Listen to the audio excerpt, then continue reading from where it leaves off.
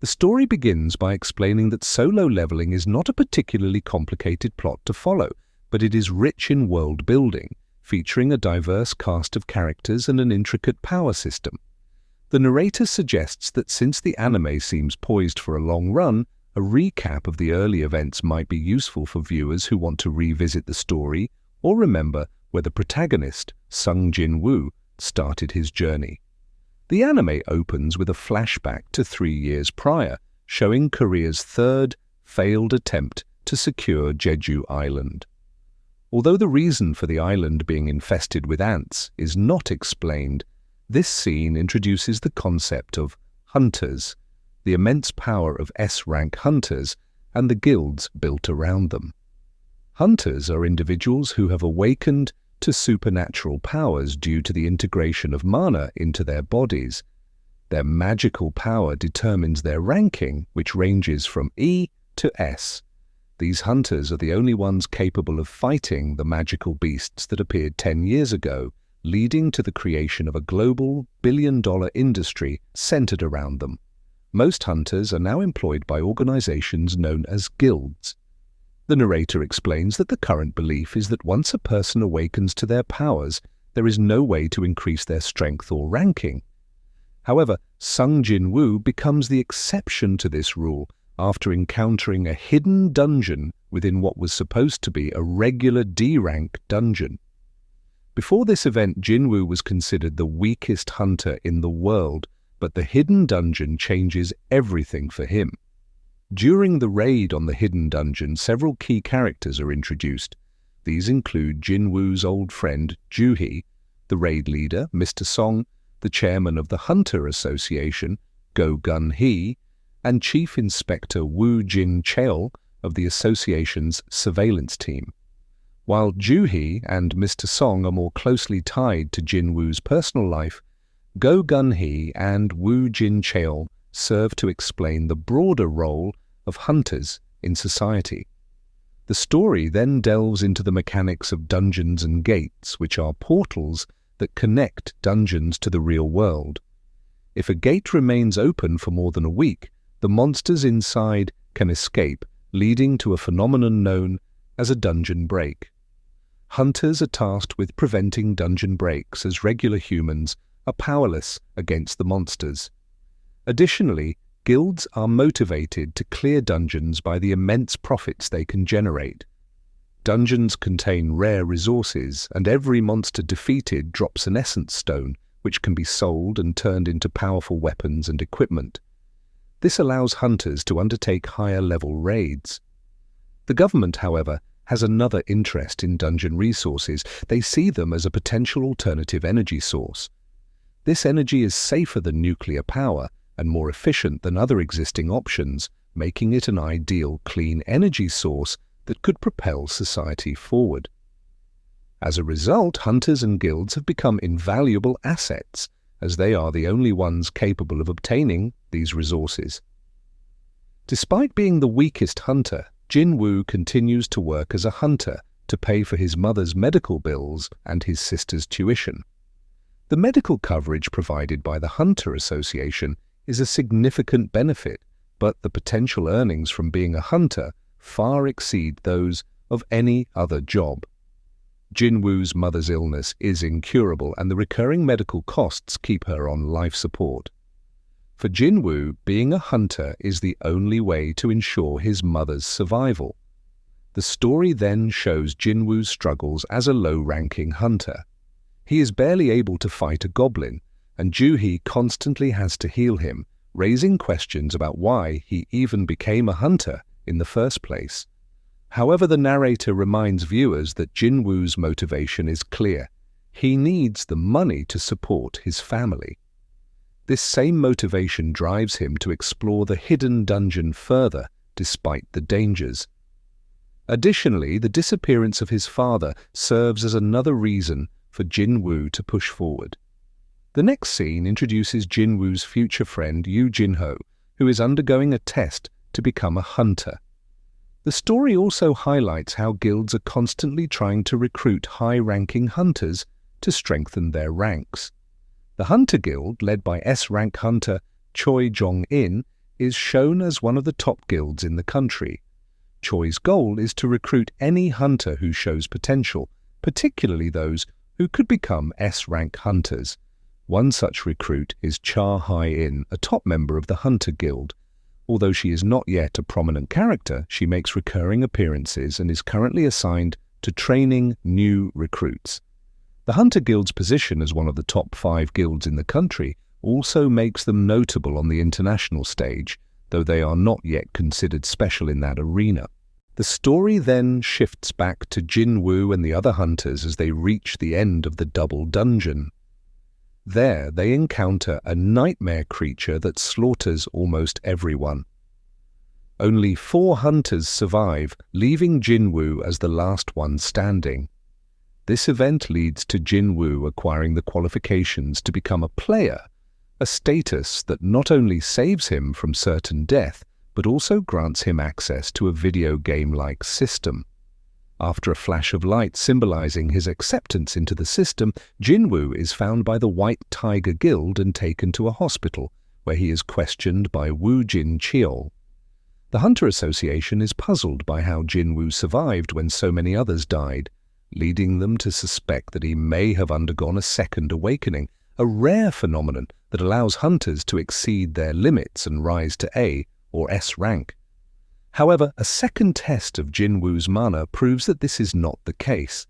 Instead, Jin-Woo gains a system designed to assist him in his development as a player. The system presents Jin-Woo with daily quests which he must complete to avoid penalties. Completing these quests rewards him with full recovery of his health and stamina ability points to enhance his attributes, and a random mystery box. While most of the mystery boxes contain useless items, Jin-Woo occasionally receives something valuable, such as a dungeon key. This key leads him to an instance dungeon at a subway station, where he gets his first chance to level up. After spending a week upgrading his strength through daily quests, Jin-Woo tests his new abilities in the dungeon. By the end of his training, he reaches level 17, improves his stats by over 80 points, and gains a new dagger. The experience he gains is proportional to the difficulty of the monsters he fights, and each level up boosts his stats by 1 point in every attribute, making the dungeon easier as he progresses. Although the boss is challenging, Jin-Woo eventually defeats it and exits the dungeon, showcasing his newfound power by one-shotting a D-rank golem.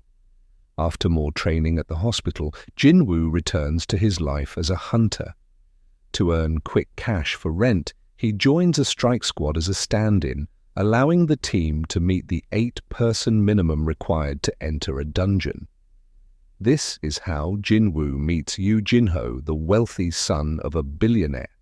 The two are left behind in the boss room as bait, but Jin-Woo, now at level 18, is confident enough to fight the C-rank boss. After a fierce battle, Jin-Woo uses his full recovery reward to land the critical hits needed to win. However, the strike squad leader, Hwang Dong-suk, and his crew return and threaten Jin-Woo, prompting the system to intervene. An urgent quest is given to Jin-Woo, requiring him to kill those who betrayed him. This leads to one of the coldest sequences in the anime, showcasing Jin-Woo's transformation into someone who will do whatever is necessary to survive. The story then highlights the importance of hunters refining their techniques, as shown through the training of Go Gun-hee and Woo Jinho. Meanwhile, members of the Hunter and White Tiger Guilds discuss their inner workings and training methods. These characters will play significant roles later in the story, so it is important to remember which guild they belong to.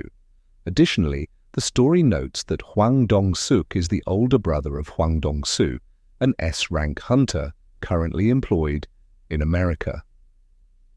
News of Dong-suk's death reaches Dong-soo, setting in motion a revenge plot. As the Hunter Association grows suspicious of Jin-Woo, he continues to explore the system's mechanics. Yoo Jinho asks Jin-Woo to help him complete 20 raids so he can become a guild master. This leads to a deal that allows Jin-Woo to continue leveling up solo. Jinho's father wants to establish a guild because it is a profitable market, as the 5 most powerful guilds effectively control a resource that society is increasingly reliant on. This has made guilds incredibly wealthy, and Jinho's father wants a piece of the pie. To achieve this, he attempts to poach hunters like Cha Hae-In. Jin-Woo eventually gains access to another instance dungeon, where he struggles against the first enemy he encounters. With the help of potions from the cash shop, he manages to pull through. However, it becomes clear that the S-rank dungeon is too difficult for him at this stage. Although the dungeon contains the cure for his mother's illness, Jin-Woo realizes he will need to become stronger before he can claim it. The story then describes an emergency summon from the Hunter Association, reuniting Jin-Woo with the survivors from the double dungeon and introducing new characters, including Kang Tae-shik and his prisoners. What was supposed to be a simple cleanup mission quickly escalates into a fight to the death when Jin-Woo encounters Kang. An urgent quest identifies Kang as an enemy that must be killed, and Jin-Woo does so in another cold display of mercilessness. Before dying, Kang warns Jin-Woo of the darkness that comes with growing stronger. Jin-Woo agrees, as he feels like he is losing himself the more he follows the system's demands. By defeating Kang, an upper B-rank hunter, Jin-Woo proves that he is at least as strong as a low A-rank hunter. After several solo raids with Yoo Jinho, Jin-Woo reaches level 40, the required level to undertake the job change quest. During this time, a manager from the White Tiger Guild takes an interest in Jin-Woo and attempts to recruit him.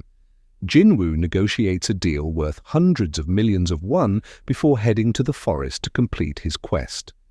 There, he faces some of his toughest opponents yet, culminating in an epic battle with Igris.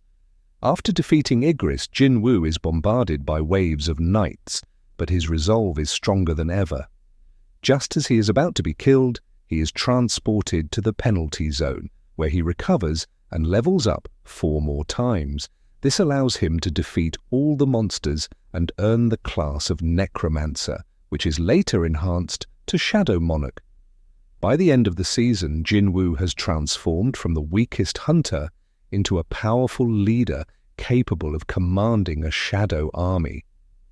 The story concludes by teasing the conflict brewing at Jeju Island, which will likely be a major focus in future seasons.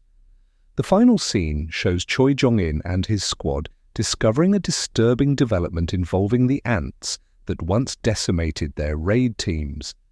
The narrator suggests that this arc will be heavily explored in the future, with more teases expected in Season 2. The narrator also mentions that they did not delve into Jin-Woo's powers in detail, as that will be covered in a separate story. Additionally, they plan to release a story comparing the anime, manga, and novel versions of the story, highlighting the interesting changes between the 3 mediums. The story ends with a reminder to subscribe for more content.